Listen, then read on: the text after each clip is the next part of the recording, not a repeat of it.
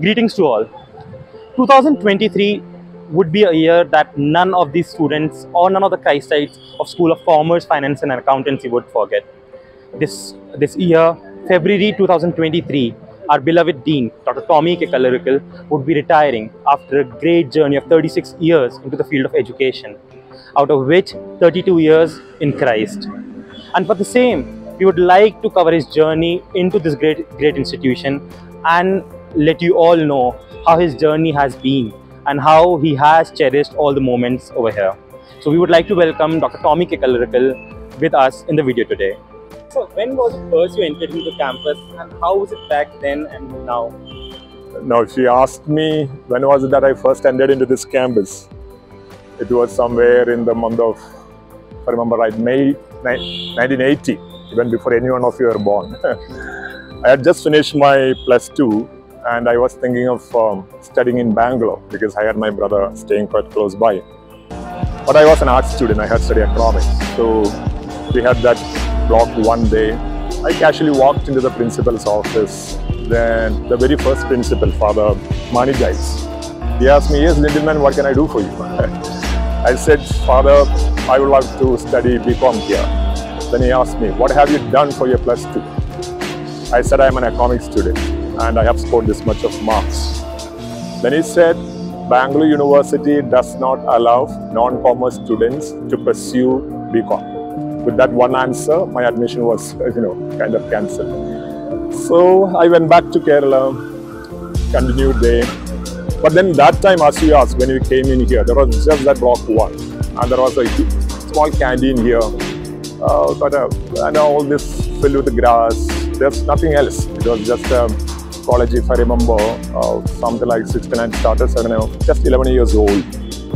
My second experience in Christ was when I was in the final year of my degree. That was, I still remember the date, November 17th, 1983. We came here for a tour from the college, study tour. And those days, our campus used to be let out to students coming on tour at a very nominal amount, 120 rupees or something. And we could afford only that. So I slept in that second floor, room number 210, if I remember right. And we put all the desks together and I was sleeping there. And then I just visualized, oh my God, I couldn't study here. But one day, can I at least, enter this campus maybe as a teacher? But at that time, teaching was never in my frame. And we didn't have any M.Com here. So that was just a casual thought and I went back. That's my first and second time that I stepped into this particular campus. How do you see the campus? Oh my God, oh, back then. Yeah, just that block one, just 2 floors there.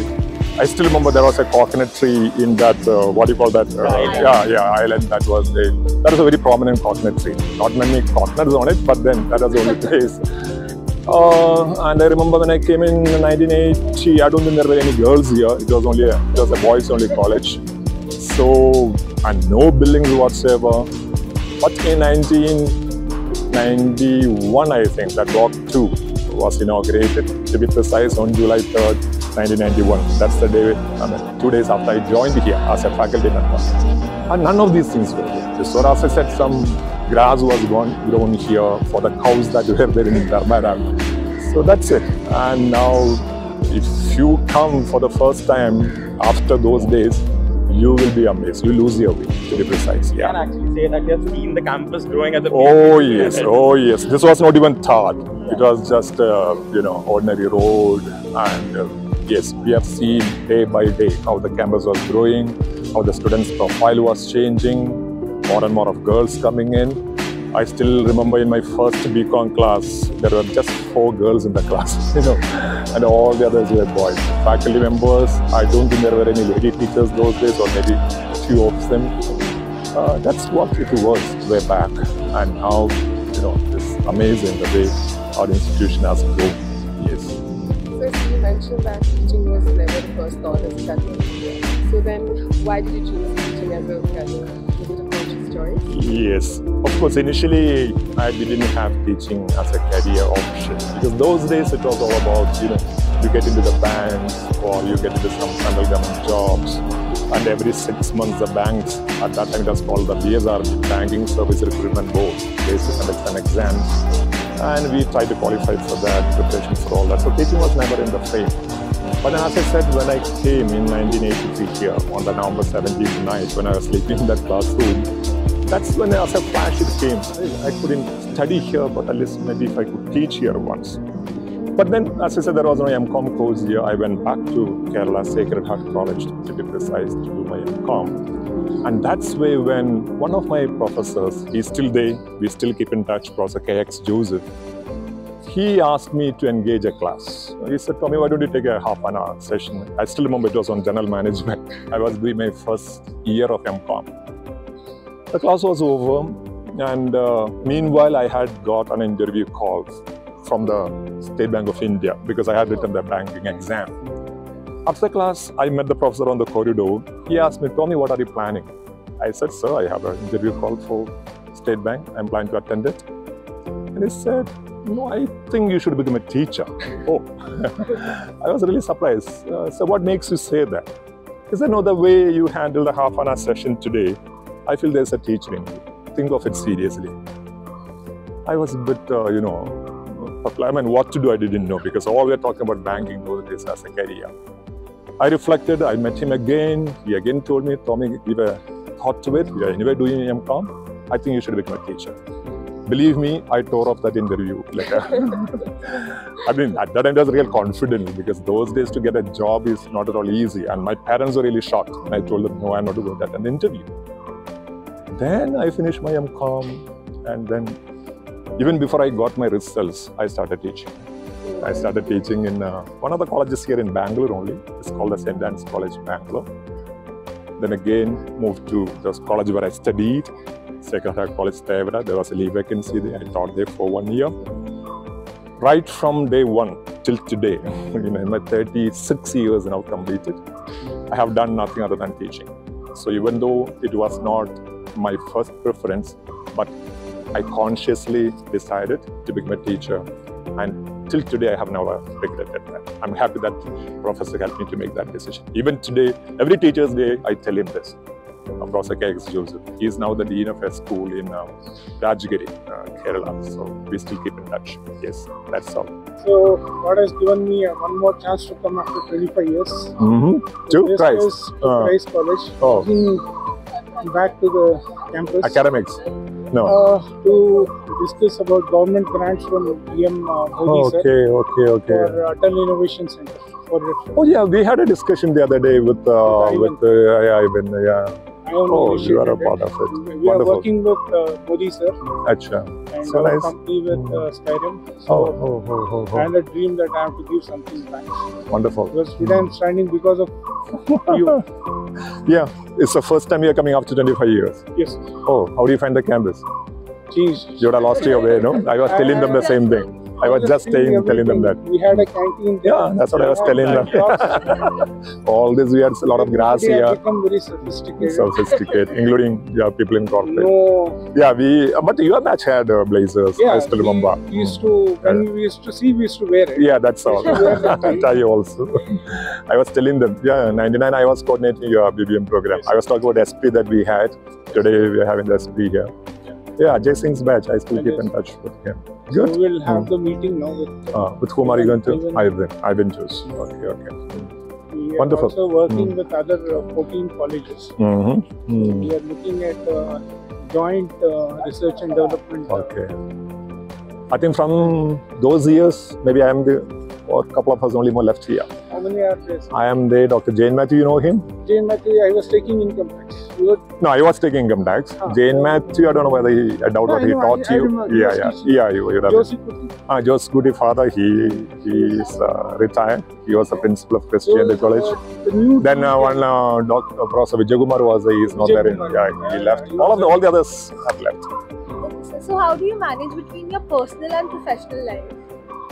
Yeah, in the teaching field, at least when we were there or when we started off our career, that was not a major issue because those days the classes used to be from 10 to 4. You could sign out even by 3:30. You could sign in till 10:30.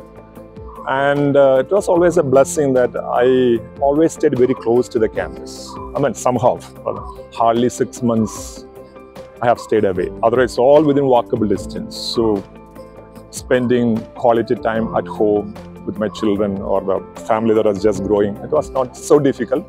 Another benefit I had was when I got married in 1992. Even though my wife was more educated than me last time, more qualified than me, she said, I will wait to take up a profession. You continue, I'll take care of the family in the initial years. So till the time my second son was around 3 years old, she never took up a job. So for me, there was somebody always at home to take care. And as I said, the timing was quite perfect. By 5 o'clock maximum, I used to get home. So we had a quality time at home. I never really had to sacrifice the personal life for the professional life. But then, when more and more, assignments came in, when we became university, when the administrative job became more, that's when I told my family, see, this many 8 to 10 years I have spent for you. Now give me time to concentrate a bit more on my, professional life. And they all agreed. By that time, the children also had grown up. So for me, in this teaching field, balancing my professional and personal life has never been a challenge. Somehow, Gowda has been great and I have managed it really well. That's one plus point that I have seen of taking up this particular profession. Yes. Yeah. So, as you rightly said that for anyone to be successful, it's the family is the backbone. And yeah, very true. It's truly that. It's very true. See, unless your family members support you, you just cannot grow in your professional life or wherever. I mean, I'm just generalizing, but that's a fact. Unless they're with you, and as we say, unless the family side of you is not happy, it becomes very difficult to be very productive at your professional life also. So till today, as I said, thank God, we have managed very well. In here, Dennis, one of the old students I have here. Dennis, and they're doing some interview for me. Okay. He also is one of the what do I say about you? Alumni. Alumni. Yes. Yeah. And quite a guy whom I interacted so long, 5 years. Yeah. Yep. I taught you tax. Yeah. Tax, income tax. So that's another student doing extremely well. We are proud of him. So they're doing some. Good to know. Going for some meeting. Yes, some memory history right now. Okay. He has certain words of wisdom you'll remember 10 years down the line. Trust me, I speak to him on that very often. You can meet him later maybe for those words of wisdom, which I might have forgotten. I keep reminding him. You tell me, he tells me once in a while. Great faculty to be. Yes. Does he teach any of you? Yeah, the same tax I have taught her. Income tax. You'll remember your taxation laws for well. Right. Okay, Dennis, a nice day. So he was another person in the tourism department. This day has been full of coincidences. Yeah, coincidences, meeting nice, people. Organic things. Yeah, true.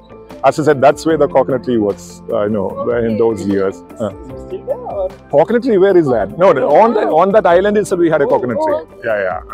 Not much coconut on it, but there was a tree. Sit on that. Yeah, now we are not allowed to sit on that. So that's, otherwise it was all empty campus. That's how it was. So that's my personal life and professional life. And very supportive till today. Yeah, even when I was doing my PhD, so much time I had to spend, but they were again very supportive. She has always sacrificed for me, to be frank. Yeah, she's stuck in the school, but enjoyed her job. Children now grown up.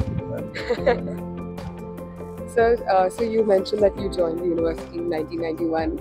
It's been quite a long time, and I'm sure this journey would have had its own ups and downs. Surely. So we would like to know, what were the most challenging moments of this career?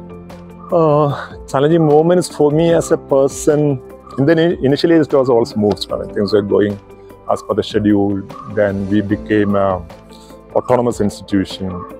And in 2006, one fine day on a Saturday morning, I remember the then principal, Father Thomas C. Matthew, he called me to his cabin and he asked me, I was doing quite well in commerce department as a faculty.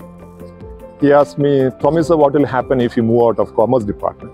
Oh, I said, what will happen, Father? Commerce department will continue. I hope I will still be here. No. I want you to take over the headship of Department of Tourism Studies, the HOD of Tourism Studies. I was a bit shocked because tourism was never my cup of tea. Because when you talk about tourism department, it's more of people who are extroverts, who are always, on their suit, tie, and I was just the opposite. But everybody knew I was one of the most introvert person in the campus, quite a serious guy. And such person had no space in a tourism department. But then when the principal tells you, normally we don't give no for an answer. So I said, Father, can I have one day to think? He said, yeah, take your time. By Monday, let me know. So Monday morning, I met him and said, yes, Father, I'll take it over. That is a big challenge for me, a pure academician, get into something like a tourism department wherein you will have to keep meeting people, travel, set strategies. But then I was given a mandate, make sure that tourism department focuses a bit more to academics. That I think took as a challenge and I managed. And in fact, 10 years I was in the Department of Tourism Studies. From Commerce, I moved to Department of Tourism Studies. I think I did not a great job, but quite fairly a good job there. And from there only, that was one major challenge I had, right at the middle of my career. Second challenge, as you all know, is the pandemic. How to manage, and by that time I was already the dean of the school, so the whole strategy we had to set as to how to manage the pandemic time. But then again with the teamwork that we managed.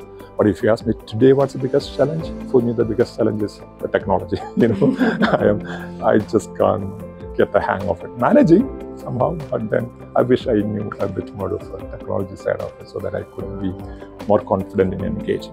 These are the simple challenges. But as I said, it has been always a teamwork and we have managed it well. Yeah, in fact, as I said, this was home of the principal when we joined, principal's cabin. In 1980, as I said, I walked in there to seek an admission. And in 1991 also our interview was conducted here. That was our first staff room, the corner room on second floor. Commerce department was there at that time. I think we had hardly 9 of us. Yeah. And today, imagine. And our classrooms used to be there. And the room that I slept here, it is right on the second floor here. Let's see if it is free. Yes. Coming back to this blog must bring a lot of nostalgia. It gives a lot of, because those days all the fests used to be conducted here. We didn't have an auditorium. There was no greenery like this. Later we made the grass here. But all the festivals, all what do you call that, Spring Fest or Chavra Fest, those days it was called like that, all used to be conducted here. And when it's a week-long fest, we used to cover the whole place with a shamiana. And nice. I still feel it has its own charm. The Rector's Day, the Christmas celebrations, all we used to have here. That's really... So we still have our Ethnic Day celebrations here. Yeah. One part of our Ethnic Day celebration comes here. And students used to be standing there. There was a basketball court here. And those days, the hostel used to be on top there. Of course, by the time I came, that was all removed. But that's a bit of history. This used to be the ladies' waiting room. Yeah, this was the ladies' waiting room those years. Yeah, few ladies, but then that's a waiting room that they had. Yeah, that's all. This institution. It's amazing how you remember every single detail of life. Yeah, the initial part of your life, especially the professional life. You don't forget. You tend to remember each and everything that happens in your life. Yes. When was the first time I scolded a student? Oh, that's a tough one. Maybe the year I joined itself, 1991. The first class that was given to me, can you believe, it was a final year degree class, final year BCom class. And with all, as I said, mostly boys, just 4 girls. They put me into kind of a situation wherein, and that too, I think I taught a business law paper. And yeah, managing was a bit tough, but as I said, I tried to put a serious face. And I had to, scold. At that time, I think that was the first class where I scolded a student. I don't remember the name. After some years, one of those students joined back the department as a colleague with me for some time. But then whenever we are coming to, he never used to come near me. I was wondering. I said, the moment he sees me, goes up. I don't want to mention his name here, so I just casually asked him, hey, come here. What happened? Why are you not talking to me? No, sir, no. I had taught him in class 2. No, sir. I said, come on, tell me, what's the reason? Is there anything wrong? So, telling you frankly, I don't know whether you remember, You threw me out of your class one day for not answering a question. From that day onwards, I'm scared of you. I don't want to come anywhere close. Even though I'm a colleague, I said, oh my God, that's the last thing I want. So from then, I used to make a conscious decision to make sure that, I become at least less serious in my appearance. Initial years, it was a tough thing to control a class. You had to look serious at least. So I put up that kind of a serious face. But then later I knew this was becoming a kind of a hindrance or a liability. Students would not come close to me to clarify any doubt or something. So some conscious effort I made to make sure that I am more approachable or not the person that you see externally. And I still remember this quadrangle that we stand here. It used to be a nice place, There was a big grill there instead of this door here. And somewhere in the morning around 9:30, because those days the class used to start only by 10.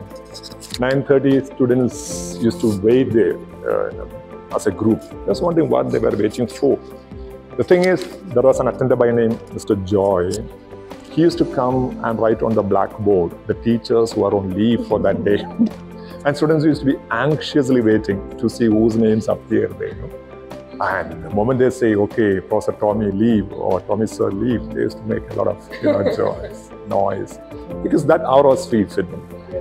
And later we upgraded and we fixed a TV here. I remember exact place. Here is we fixed a TV, and in the TV the names of the teachers used to flash who are on leave. We hardly had 45, 50 teachers those days. In the entire college, that was a number. My number was 45 when I joined. So that's something about this particular quadrangle. And that grill used to be always kept open, and the students used to walk in, walk out. If you don't like a class, walk out. That's how it used to be. But the way things have changed today, oh, amazing. Yes, that's a sweet memory of this particular quadrangle. Thanks. We used to play TT day in the evenings. Yeah. Oh yeah, that's true. Even we have climbed only a couple of times, not more than that. Those days we used to have the elections and so on for the union. We had a students' union. Elections used to be there, and this used to be the counting room. And from here we used to announce the results. Oh my God, those were the... I think this is the first room where we started as CUSC and then oh really? Okay, awesome. But this was, as I said, faculty. We had a staff club here. We used to have our coffee, tea and so on. That's exclusively for the faculty. And the election time, the counting of votes used to be from here. We used to fix a mic there to announce the results. Students were given 1 week time to canvass. They could go to the classrooms, do canvassing. Of course, no political affiliation whatsoever. But then that was a kind of a learning for the students. But we felt it was not becoming very, very constructive.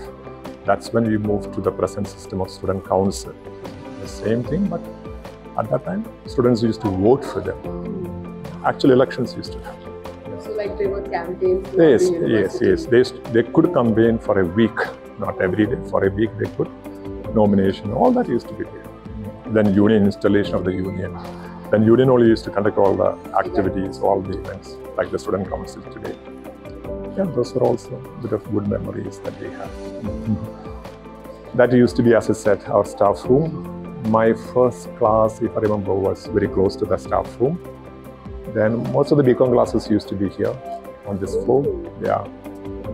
So, and we had only one section. When I joined BCom, finally I had only one section. Then BCom B section had reached up to the second year. Now how many sections do we have? Even I know. In class, one class that used to be just 60, if I remember right, yeah, 60. Out of that, as I said, 56 of them were boys, just 4 girls were there. And those years, almost every class used to be 60 only. But today, as you are all aware, there is a conscious reservation in favor of boys today. Yeah. Otherwise, this will become a girls-only campus. So that's the kind of transition that has happened. It's been more silent, but then today, the way it has grown is... And we had only one auditorium. That's called the mini auditorium. That was the only place we had. Plus this quadrangle, any function. So I still remember the Esprit Fest, as I said, that's happening today. We were in charge of it. So we used to carry all the desks and benches from here to the library. At that time, for Esprit Fest alone, principal used to allow us to conduct it in the library. Library used to be closed for 2 days to conduct a fest. So we put all the benches and create a stage. And Inside the library? Inside the library. There is no other venue. You know, there was no other venue to conduct a fest. So inside the library. That was the only covered place where there was a bit of calm. That again, some other functions used to happen there. So for 2 days we couldn't block it. So we used to block the library for 2 days and conduct the Esprit Fest. Then a year later came Prayas. Prayas also used to be conducted there. Then Ushas came. That's the MBA Fest. So like that, yeah, that was the growth. If I remember, the first fest conducted by Management Studies, at that time it was called BBM, was called Nimbus, the very first year. From second year, we changed the name to Esprit. At that time there was one Professor Vijay. He was in charge of it, we both of us used to manage that. So it's a small place. Yes. As I said, the block 1, I think... This is the oldest block. This is the oldest block, and this was the only block that we had at that time. Library also was in somewhat that shape when I joined. And 1991, as I said, July 3rd, we inaugurated block 2. That too only the first half of it, that L shape. Your rooms, 501, those rooms. And the other part was built later. And that scene that is built later because of the staircase. Yeah, it's quite visible. And the other side also was built later. So that's it, because that's the kind of students also we had those days. We didn't have that many numbers. I think maybe 1,500 or 2,000 students. That would have been the entire college, we would say. I think so, yeah. Because 45, 50 faculty members only. So, but then of course that basketball court was still there.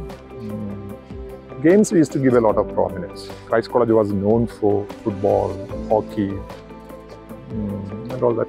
We used to give a lot of importance to that. But then the growth came once we became an autonomous college, and especially when we became a university in 2008. From there only all this infrastructure we built up. I remember those days, the then principal saying, we had a plan to construct an indoor stadium here. That was, I think the whole thing was drawn. But then father made a decision, as far as I know, no, that can wait. We will make sure that we had what you call as the management staff, or the staff members who were not coming in the aided category. We will give them equal salary as those who are getting in the government scheme. That was a very conscious, very bold decision that was made, wherein that disparity was removed. And so they allotted fund for that. And that all resulted, we attracted good faculty members to our campus at that time. Real growth started then. Yeah. Actually, the equality among everyone. Everyone. Otherwise, there used to be always, some who are paid by the government salary, and then the management paid salary. But then that was all, equalized. And today we see a lot of participation from able faculty. Yes. That we are able to attract also, really good faculty into our campus. Yeah, I think we wouldn't venture much that side, or should we go? My old colleagues are there, Professor Kennedy and Professor Bisin. I don't know whether they would. So there was nothing here. Now you call it as Nandini. It's a happening place today, but at that time, absolutely nothing. Your favorite place to hang out on campus with your colleagues? Yeah, Nandini would be the place. This is in fact, my two colleagues are there. Normally we come here around 10:45 these days and have a cup of coffee or tea along with Dr. Kennedy, who is there, John Joseph Kennedy, and Dr. Bisin. Even today, this is a hangout place. And for a person, I love basketball. And in my college days, I was in the college basketball team. That's the only game I really played, yeah. So even now, when basketball is there, that attracts me. So this is a favorite hangout place. As I said, we have Dr.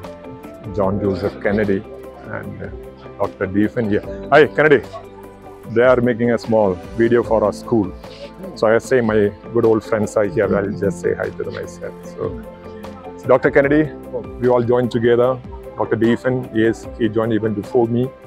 So he is going to be the last man standing in our aided staff. Yeah. So long way to go still. This is about what? What is this? Just we have a YouTube channel, no? So they just wanted to do a brief interview with me for our YouTube channel. Yeah, that's also there. Oh, yeah. So that We go back to even earlier than Christ. exactly. We worked together in Hyderabad. That was way back in 88, 89. We were colleagues for a year. After I heard Devan has come somewhere to Bangalore, I didn't know where. But then when I came to Christ, I found, Professor Devan here. That's so nice. Yeah. Dr. Kennedy and we, yes. I think you joined before me. Yeah, 98. 90. I joined in 91. So that is the dean now. Arts and Humanities. So So you're all going to miss her? Yes, Yes, absolutely. And the incidents that has been talked about today actually tells us how there has a picture memory that he remembers each and everything about. we all of us will remember. Our old canteen we can't forget, isn't it? Yeah. And all that. It was a very small campus. It's a very small Did place. Sir get to teach you? No, I thought that is where you missed out. Exactly. That's what I've heard from students of those years when he was. I still teach, but that particular batch I haven't taught. Their batch I have taught. Yeah, yeah, of course. BCom batches Yeah, I went after because we had two sections. But sir is a really good teacher. Like, I don't think there was any class that you were bored You or should like- sit in these people's classes. English, oh my God, the way he talks about Shakespeare and all that. You remember? I think that was someone else. No, I'll have that. I mean, he used to dramatize the whole class, What was his name? One who went to Lawrence, America, right? Lawrence, I used to hold my class to listen to him. So, really enactment of the play in the classroom. He used to do that. Anyway, interesting, those days.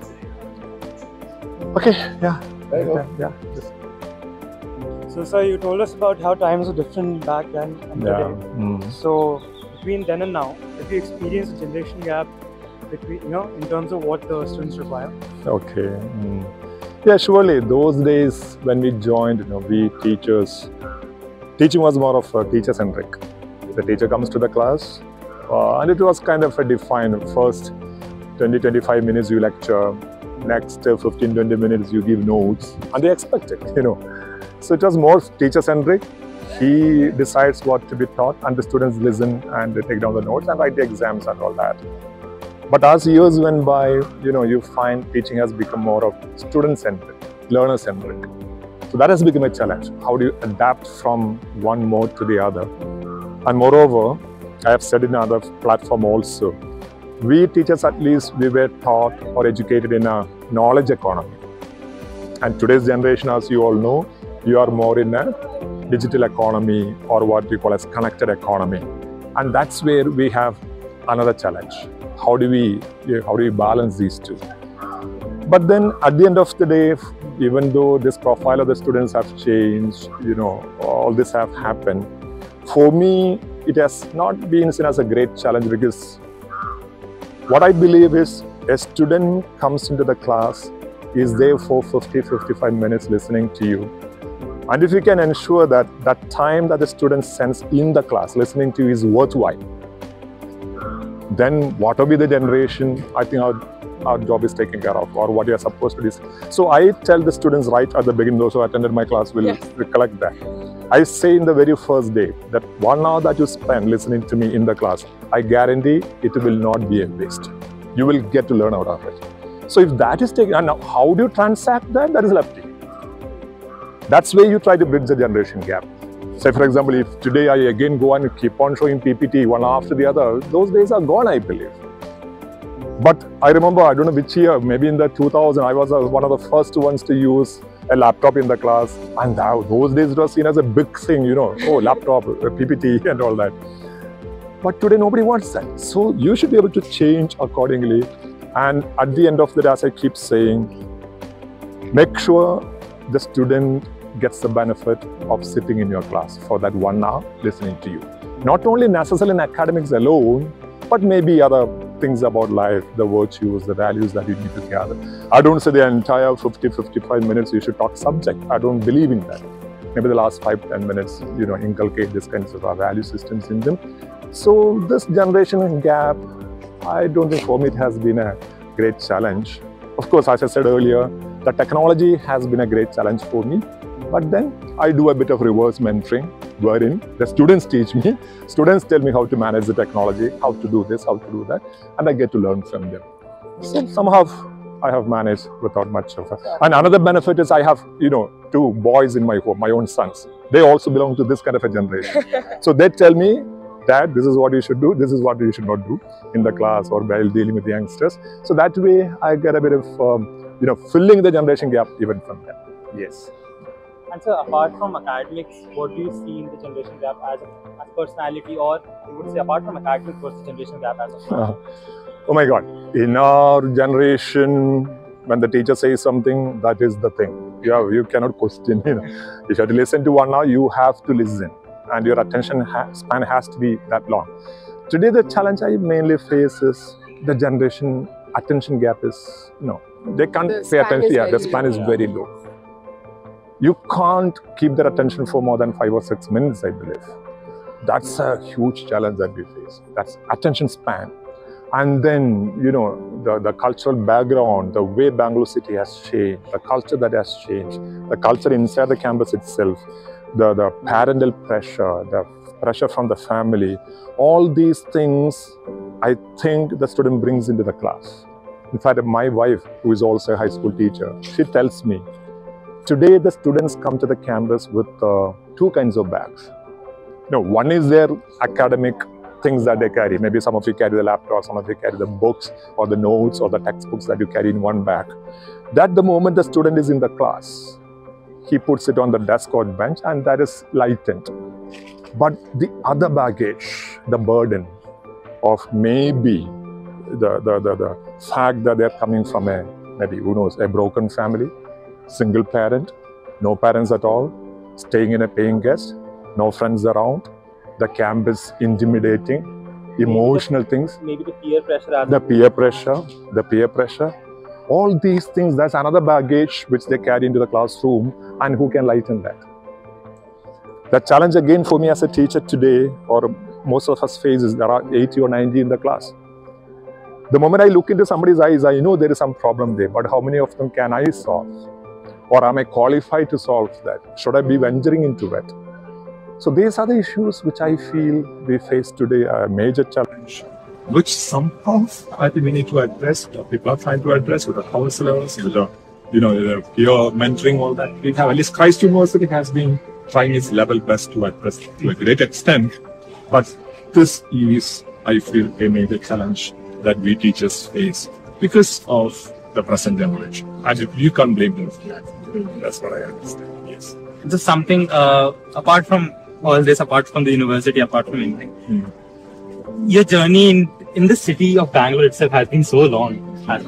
Any particular place or any particular eatery, or you might say a destination, you would actually tell people that hidden to all of us and we all would love to explore that? If you ask me just like that, I cannot, See, for us, those days, the campus itself used to be a place where we used to come even after 4 o'clock. I remember we fact members used to play football here in this campus, even after 4:30, 5 o'clock when students go. Or there was another place in Koramangala, there's a small ground there. We used to go there. Some 8, 9 of us play there, 7s or 5s. So those were the places where we used to spend our time. And then again, we had the normal parks nearby, the Kallarakkal. Those are the only places they used to spend. Not like there was nothing like the forum or theater that you could spend your time. For us or otherwise, we could walk into anybody's house, our colleague's house. That is a place where we spend a nice time. If you ask me one particular place where we used to gather and spend time, no, nothing like that. But then, we had a trekking club. We teachers used to go on trekking. We were some 12 of us in a club. So, 2, 3 different types of treks we used to have. One, we go on the day and come back, single day trek. Another, maybe we go for a week or some week-long trek. We have So those were the small, fun times that we used to have, the relaxation times. And students also used to join us for that. The NCC students used to come along with us for that. Right? That's how we spend our time as faculty members. So being the Dean of the School of Commerce, Finance and Accountancy, how has been your journey so far? As you might know, I took over as the Dean in 2005. Sorry, 2015. 2015. At that time, only Department of Commerce was coming under me, and later the Department of Professional Studies also added, and that became a huge responsibility. It's like a college within a university with so many faculty members and students under one roof. But the benefit for me was my predecessor, Professor Thomas Joseph. He had done a great job as the dean then, and that was that was what he called as a very smooth handover. So he told me what to do, what I should take care of, and that mentoring, that hand-holding was there. He went from the then Vice Chancellor, Father Thomas C. Matthew. He told me, "Professor, this is what you need to take care of as a dean. You need to visualize, set strategies, and all that." And another beauty is my work became relatively easier because I had two very good HODs, two ladies in fact, as we know, Dr. Bisin and Dr. Kavitha Desai taking on Professional Studies Department. And even today, I believe in delegation. 90 to 99% of my work I do delegate.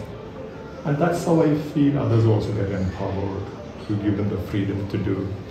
Of course, at times they do commit mistake. I tell them, yeah, fine, there's nothing wrong in committing a mistake, but don't commit the same mistake again. Okay. Once it's fine. And I think the entire team that I have, the teachers, both in commerce and professional studies, and another great individual who was really, really helped me in the entire process, the director of the school, also Biju. He has been a great support, a great visionary, bringing ideas, new insights into the whole program. And today, I believe that the School of Commerce is what it is today. Not because of me, no, absolutely not. It's because of what was said by the predecessor, the culture that we had, and the entire team that I worked with. And I don't know if it's the right thing to say, people don't believe in family kind of culture in academics, but that's exactly what it is. It's all a team effort that we have here.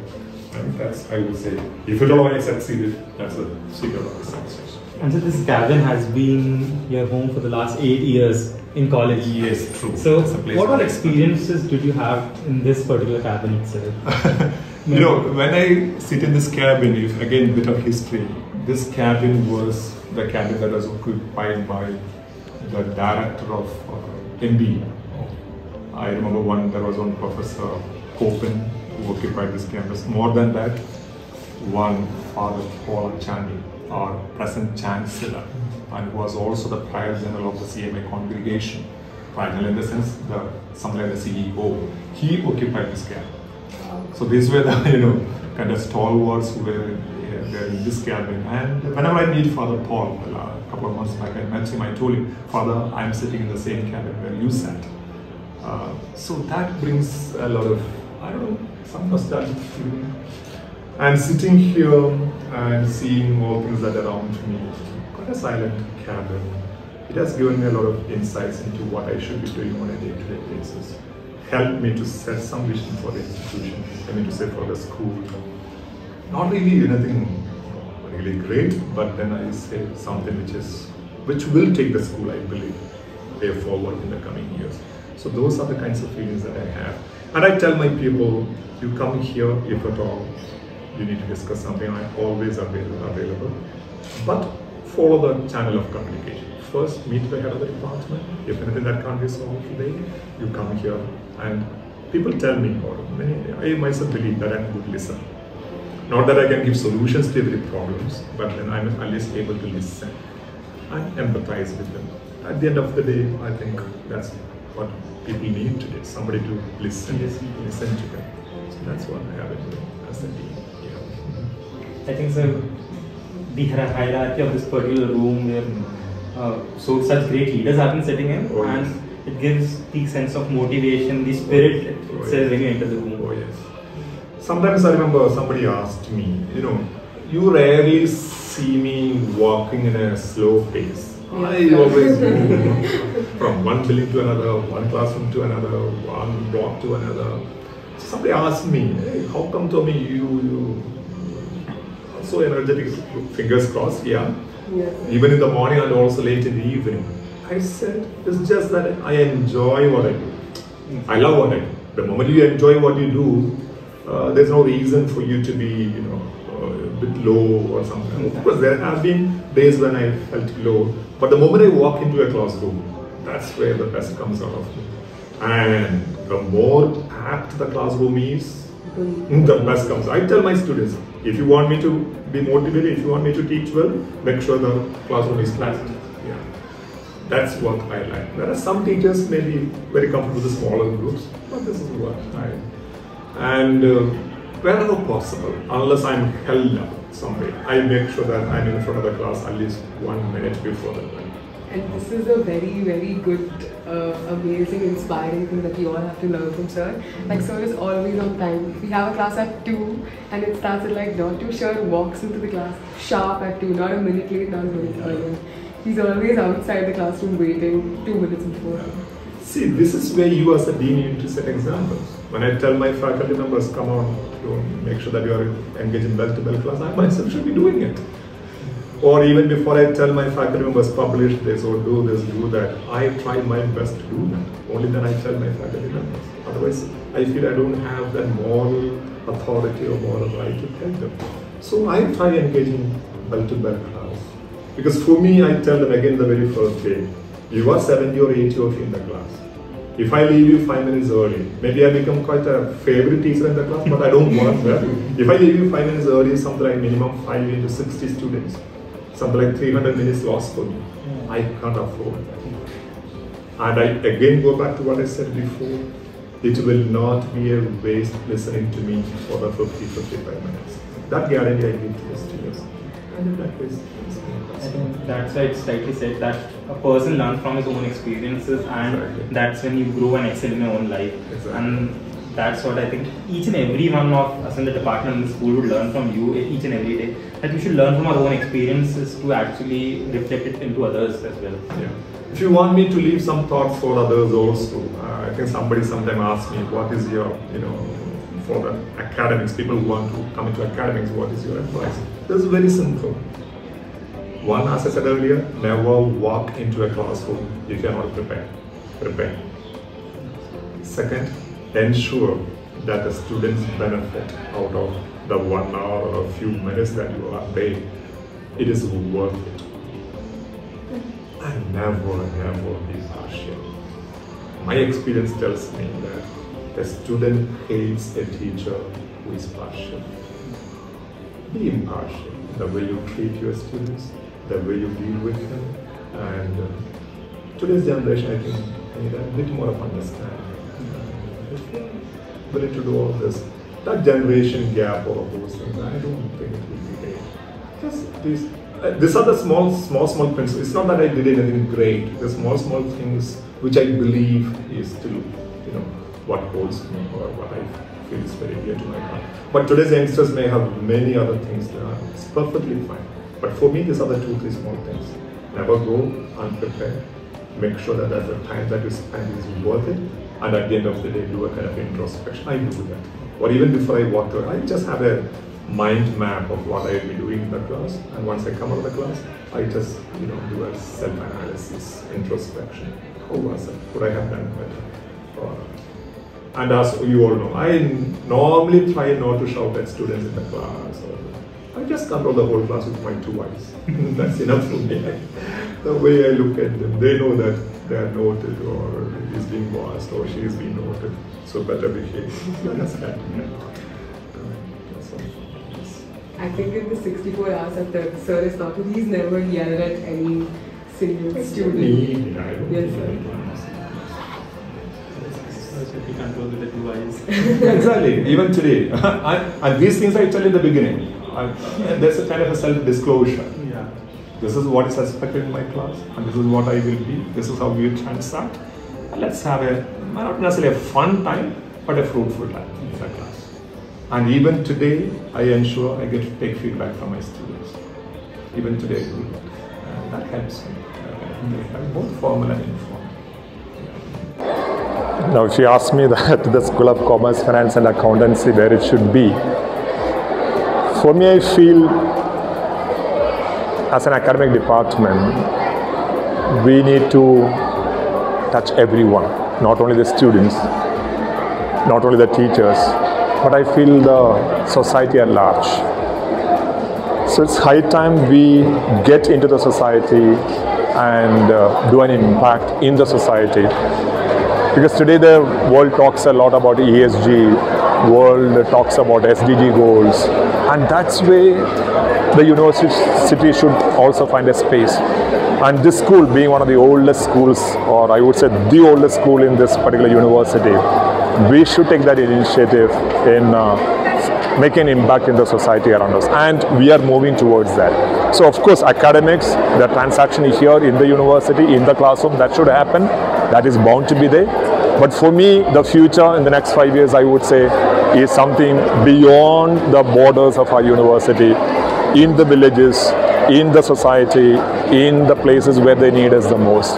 And that's what I would visualize for our university. And I'm sure as a team, we'll be able to do that. And that's my vision for the school, yes, in the next 5 years. And so, for the budding talent of the university, what would be your advice for all the academicians and Christites out there? If you want to be in academics, you need to have a focus towards research, publication. Gone are the days wherein you could be just in a classroom, teach and conduct exams, value papers, and then go out of it. But today, as a university, as faculty members of the university, you are bound not only to teach, but you also have to be creators of knowledge. As a university, that's a primary thing. Create knowledge. And the knowledge that you create, that also has to be disseminated to the larger public. So how do you do that? That can be done only through research and publication. So those who are wishing to be in academics, and I hope some of you will at least get into this academics, this is one thing I need to tell you right from early age. Learn the art of research and publication. Because our generation, we lost a lot on that. Because when we joined academics, nobody told us about publications or research. That was the last thing that we focused on. But when times have changed, when we have become a university, I think that should be the focus. So prepare yourselves to do a lot of research and also get into publication. Simply said, create knowledge and disseminate knowledge. That's what is needed. That's what I would advise the future academicians to do. Yes. So how would you summarize your journey into Christ as a teacher and overall as an academician? See, as I said, it's been 32 years since I walked into this campus. And if I go back in my memories, there are so many people who molded me the way that I am or influenced me to be what I am today. I spoke about the first professor who initiated me into this teaching profession. But having come here, I still remember the then principal, Father Dr. Anthony Carriel, who handheld me and made sure that I become comfortable here. Then Father Sebastian, who again had a lot of confidence in me. But that one person who really identified me, I would say, the talent in me, was our previous Vice Chancellor, Father Thomas C. Matthew. And if at all I have some leadership skills in me today, sitting there as the Dean of the school, is mostly that I learned from him. I looked up to him, the kind of leadership style that he had, and that's what I try to inculcate at least in a bit of way in which I could. And then the present Vice Chancellor, who really again allowed me to be what I am. He said, just explore yourself. And then he had a lot of immense confidence in me. That also helped me as the Dean of the school, especially during the pandemic time. Then in the academic life, yes, as a teacher, initially I started my academic career teaching in a junior college, only the +2 students. So there was a gap of almost 4 years from the time I finished my post-graduation and then got into degree teaching. And subjects have changed, a lot of things I had to, really study once more. That's when people like Professor Thomas Joseph, my previous, the Dean, Literally, I used to go to his house, sit, learn the subject like income tax, as I said, and then teach that in the class. Or there was Prof. Vijay, then for statistics, there was Prof. TV Joseph. So these were the people, who were there with me, sharing the academic, I don't say the burden, the academic journey together. And the beauty those days was we used to sit in a common department. There was no individual cabins. So a lot of discussion used to happen in the department. Before I walk into a class, what's the problem to be solved? We used to discuss it together, any new adjustments that is to be done. So all this, brought the academicians in me. And that's where I learned again. I go back to what I said, don't walk into a class without being prepared. But today, because of the need of the hour, we are in cubicles, mainly because of the research, as I said. You need to have, a lot of time for your own reading preparation. That has got its own positives. But what made the academicians in me is the discussions that happened in that common staff room. Yes. So the journey, the 32 years journey, a very pleasant, very fruitful, very, what I would say, accomplishing. I still can't believe, from what I joined here, we never dreamt of what this would be. This would become a university, or it'll be the dean of the school, one of the most famous institutions in the country. Once we were the second best department in the entire country, I never dreamt of heading that kind of a school. So from a small, being a lecturer to what I am today, I owe a lot to this institution and the leaders who molded me. It has been a very pleasant journey. Fingers crossed, thank God.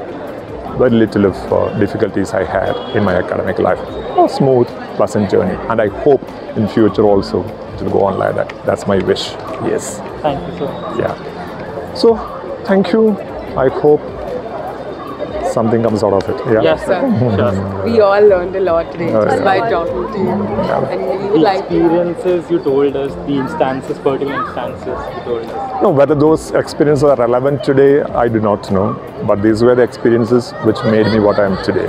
So And this is what I share in the they are classrooms relevant also. to us because it tells us about how when you have a big thing in your mind, actually, you have given us a legacy right now. Yeah, The university, awesome. you have been a part of the legacy. You have molded the whole institution, the whole department right now. And we follow each and every day. It is a new day with new opportunities for all of us. For me, I would always, it's not that I did any great things, but the small things maybe in a better way. Simple things like, we teachers are allowed to take 15 days of casual leave every year. But even today, 32 years of my life, I don't think any year I exhausted my casual leave. Even now, there'll be some 6 or 7 leaves left. Because unless there's a need, why do you take leave and sit at home? I don't know. I mean, the students are there waiting for you, so be there. Or again, come into the class in time, engaging full time, preparing yourself before you go to class, not necessarily shouting at students, allowing them to grow. Small things, not very great things, but these small things, I think at the end of the day, I was able to touch the students, at least some of them. And I wish more of my students got into teaching. That's one thing I want to tell my students. Get into academics, because that's where the country needs you. The future of the country lies in the youth, and the youth should be properly educated. And for that, teachers like you should be there. Or if an institution like this do not produce teachers, who else can? So that's my thought for you. So just give the ending remarks now. Yeah.